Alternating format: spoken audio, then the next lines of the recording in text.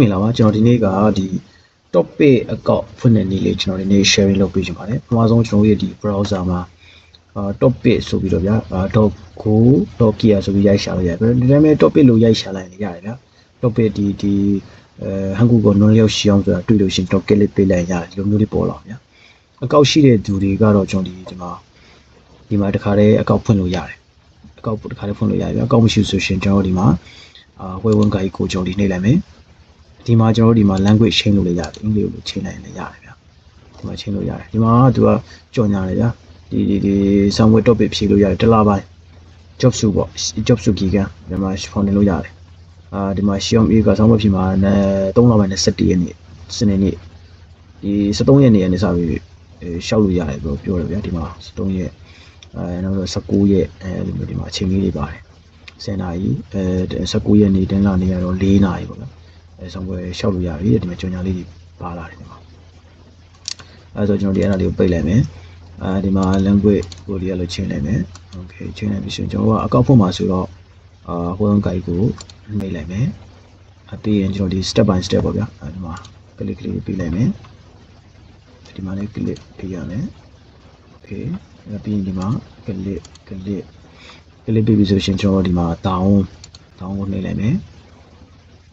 ပြီးရင်ကျွန်တော်ဒီမှာ step 2ကျွန်တော်ရဲ့ဒီမှာဒ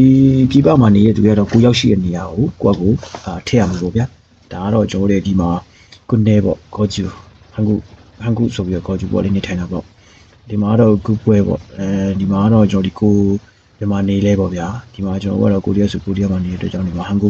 ကောဂျူပေါ့ဗျာကိုရီးယားအပြင်မှာဆိုရှင်ဒီမှာဟန်ကူဝဲဂျီယောကောဂျူပေါ့အဲ့လိုမျိုးရေးပြရပါဗျာကျွန်တော်ဒီမှာကုနေရေးလိုက်တယ်ပြီးရင်ကျွန်တော်ကတော့ဒီဟန်ကူခွဲပေါ့ဒီမှာ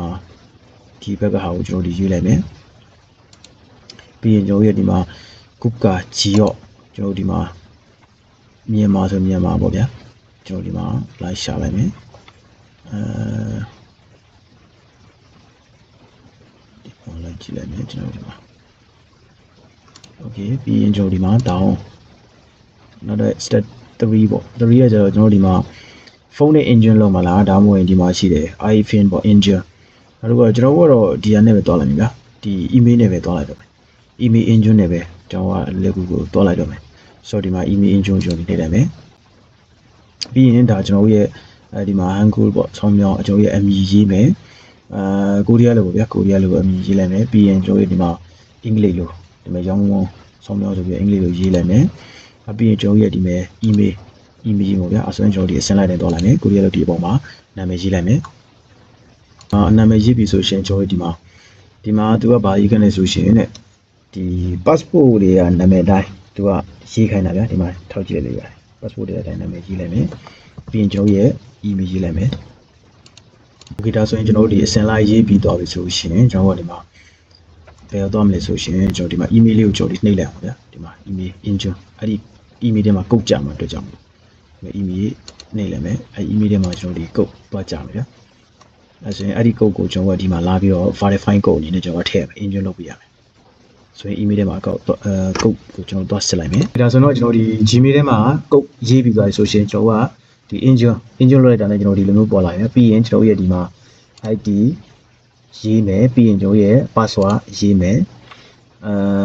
ဒီမှာကတော့ကျွန်တော်ဒီမှာကိုယ့်ရဲ့မွေးနေ့တက်ကလေးရေးမယ်ဗျာပြီးရင်နာမည်ဆိုနာမည်ပေါ့ပြောကြရေးလိုက်မယ်ပြီးရင်ကျွန်တော်ကကိုရီးယားထဲမှာရှင်ခုနဲ့ပြင်ပမှာရောက်နေရင်ကျွန်တော်ကGoogle ပေါ့ Google ရေးလိုက်မယ်ပြီးရင်ကျွန်တော်ဒီမှာရေးကြမလို့တော့ဘူးဒီမှာကျွန်တော်ဒီပုံဒီ download လုပ်လေရတယ်မလုပ်ပါနဲ့မလုပ်လည်းဘာမှဖြစ်ဘူးဆိုတော့ကျွန်တော်ဒီအောက်ကအဆင့်နေနဲ့တွားမယ်ဒီမှာကျွန်တော်ရဲ့ဒီမှာလိပ်စာရေးမယ်ပြီးရင်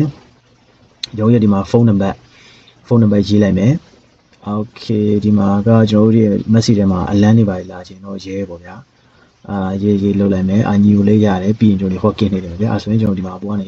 အစင်လိုက်တိုင်းတွားလိုက်တော့မယ်အစင်လိုက်တိုင်းကျွန်တော်တွားလိုက်မယ်ကျွန်တော်ဒီအစင်လိုက်ပေါ့ဗျာသူ့ရဲ့အစင်လိုက်တိုင်းကျွန်တော်ရေးပြီးတော့ဒီမှာဆိုရင်ကျွန်တော်ဒီမှာ ID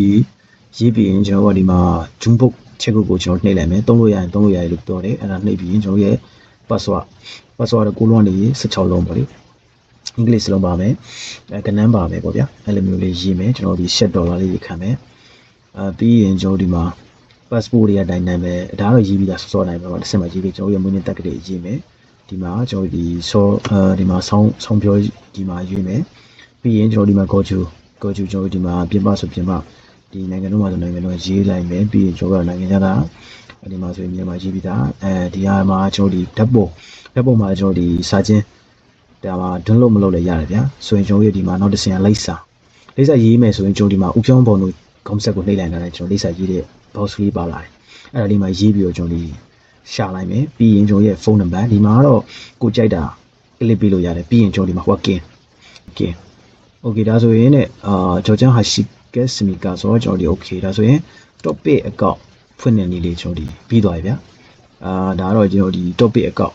ဒီမှာဒါကတော့ PC ဆိုစင်စေပေါ့ topic account ဖွင့်နေနေလေးဒီမှာဆိုရင်ကျွန်တော်ဒီခါတည်း login ဝင်မလား login ဝင်ခြင်းဆိုရင်ဝင်ခြင်းပေါ့ဗျာဒါကတော့ကျွန်တော်ဒီနေ့ဒီ topic account ဖွင့်နေနေလေးကိုကျွန်တော်ဒီတည်တဲ့လောက် share လုပ်ပဲဖြစ်ပါတယ်အားလုံးဆင်ပြေကြပါစေခင်ဗျာ